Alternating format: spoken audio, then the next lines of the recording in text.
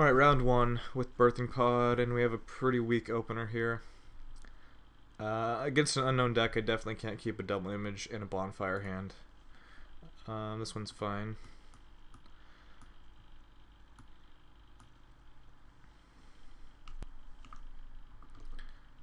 Okay, probably Delver. So we have a really good hand for Delver. And having drawn Huntmaster got it even better.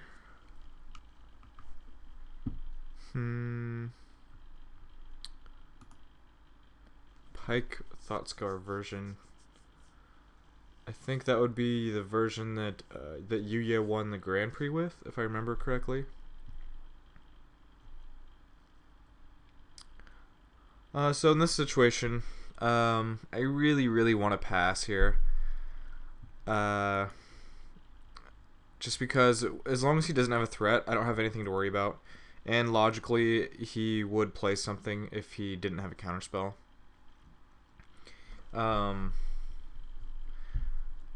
That's how I've been playing this matchup, and I think it's working pretty well for me.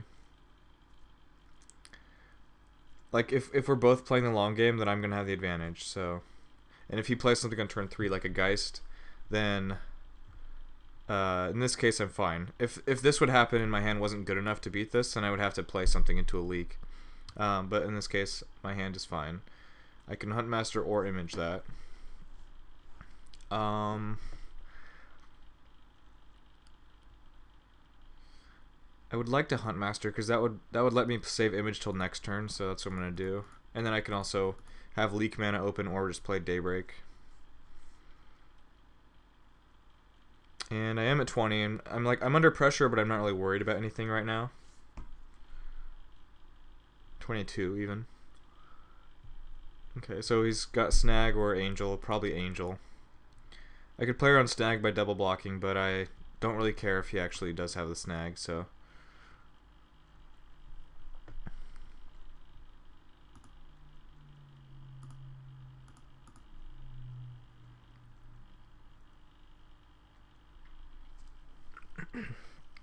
And if you're paying attention, way back on turn 2, I could have attacked for 1, but I chose not to, and that's because of Snapcaster Mage. And I'm doing the same thing now. I don't want to just trade with Snapcaster, especially with Huntmaster, but with either of these, I don't want to. Okay, continue to play around Leak.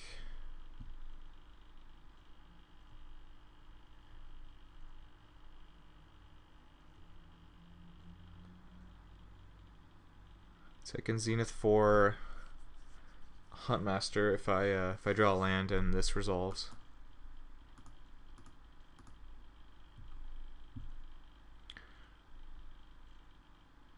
Okay. Yeah, I figured he would leak there. He knows I've been playing around it. You might as well get what you can with it. Okay.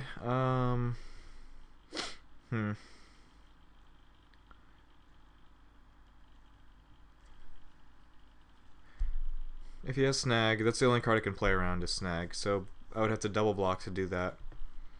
But if he has Snag, do I even care? If he just bounces Daybreak, I go to 12.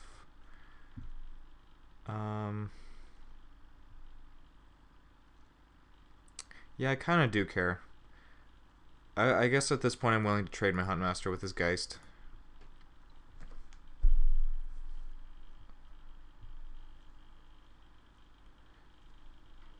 And he is playing a Pike version, so like, if I let his Geist live too long, I might get punished for it.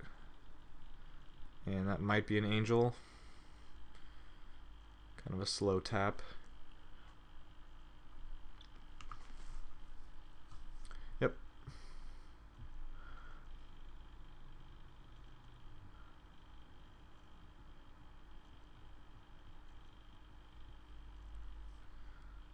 So not leaving Leak Mana open, I have the option of getting a Huntmaster, or I could even get a Silverheart. I could get Acidic Slime, probably not getting that. Or I could just pass the turn.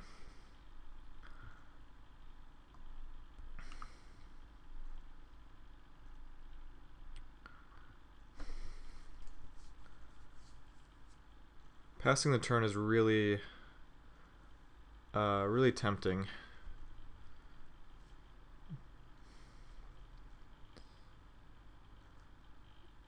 Yeah, right now all I can do is sit here and take damage from Restoration Angel. I guess I could just get a Huntmaster, have a little bit of pressure, and well, probably not any pressure actually, but at least I would get to just make him play something in his turn, and then I pass. Or I could even make him play something my turn and his turn, and then my turn again. But if he does have all that stuff, then I would probably lose. So maybe if I do get Silverheart, if I did get Silverheart here, I could actually start attacking. But yeah, I would have 2 creatures to block the Geist with, and I would also have a massive amount of pressure. If he has Snag, though, I would get really crushed. Yeah, so I can't do that. I have to play around Snag at least. So I guess it's a Huntmaster. Yeah, it's gonna be a Huntmaster.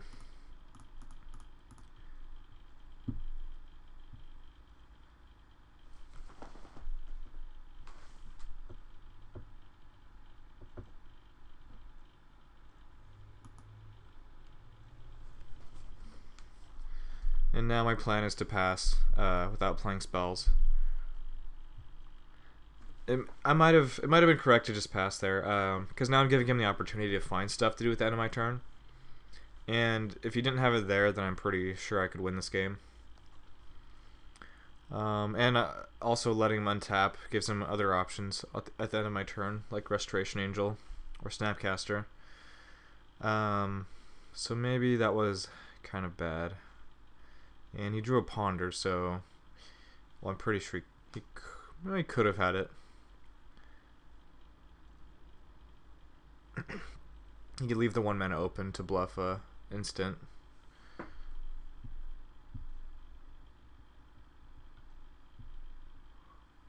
Yeah, I don't really have a choice. I have to just pass, but I could attack.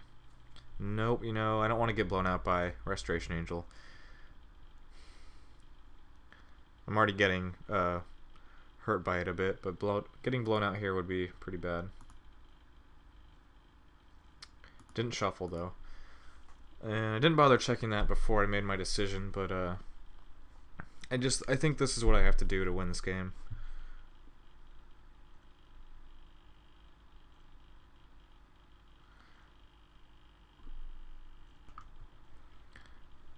Okay. So Vapor Snag. Ah, jeez, another Ponder. That means that he doesn't have. Well, at least he doesn't have a Snapcaster, I think. Or no, he could have a Snapcaster still. He just might want to save that for a different spell. Yeah, I'm in huge trouble. Might even. Well, I'm not. Oh no, I am dead, I think. I don't know if there's anything I really could have done here to play around this, or just to play any better. Yeah, I'm dead. I mean, I guess the getting the Huntmaster might have been the only thing I could have done differently. If I just take my chance there, that was my best shot, and I think he might have still had it, but that was probably a mistake. I mean, I'd probably still lose that game. I would deal with the Angel, but then he would have the Pike on the same turn on the Geist, so it'd be really hard for me to race that. But I guess I could survive by getting a Slime there, maybe. So for this matchup, I board in 4 cards, 2 Vines, 1 Stinger Fling, and a 25th land, and I cut Bonfire, Silverheart, Slime. And then the last card is kind of hard. I usually just cut a Zenith. That's what I usually do when I can't figure out what to cut. In this matchup, Geist is actually really strong, which is a good reason for me to leave in the Zeniths, but I just don't really have anything else to cut. Even bringing in Arc Trails wouldn't be too bad. because they deal with early Delvers, which is the biggest or the easiest way to lose this matchup, and they also deal with Phantasmal Image, which usually get brought in. So it's not terrible to bring that in. I just don't really know what to cut.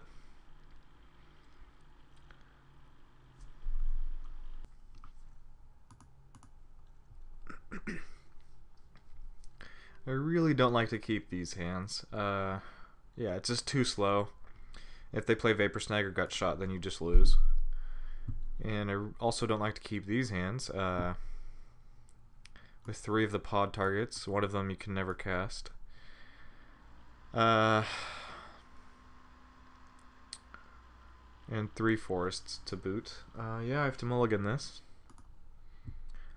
Sure.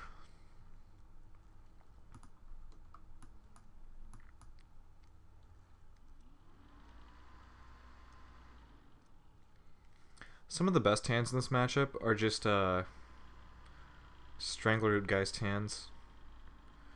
Because if you put early pressure on them, then and you just sit back, then they have to do something. And generally, well, things are different when they have a Delver. Then it's either a race or just you have to find a way to deal with it fast enough.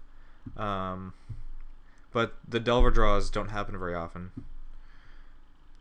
because they simply have to have Delver in their opener and flip it, or have a Ponder and a Delver, and it just doesn't happen that often.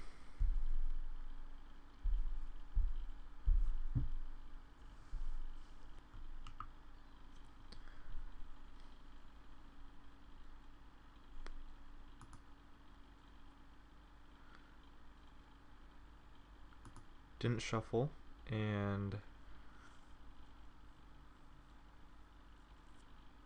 didn't shuffle. It's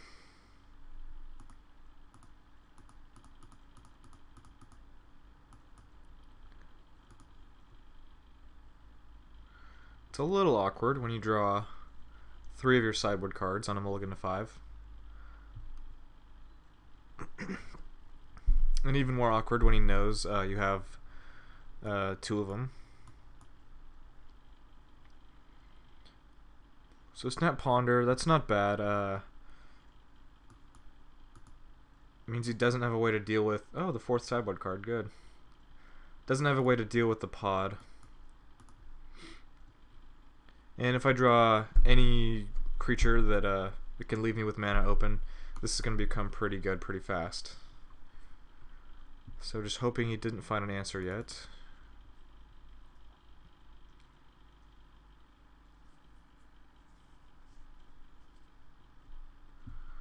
Jeez, he is sure digging.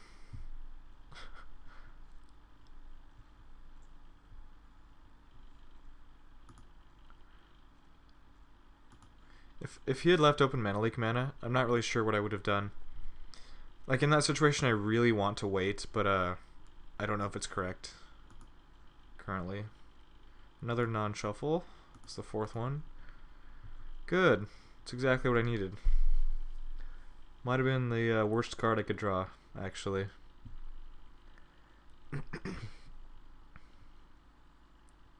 Yep. Definitely was.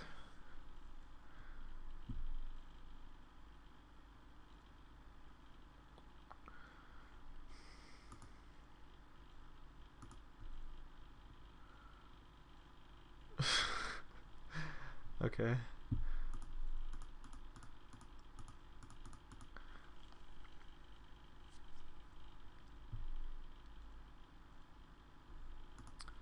Okay, he actually had Mana Leak too. Well, this is probably over. Yeah. I drew incredibly badly this game. Yep.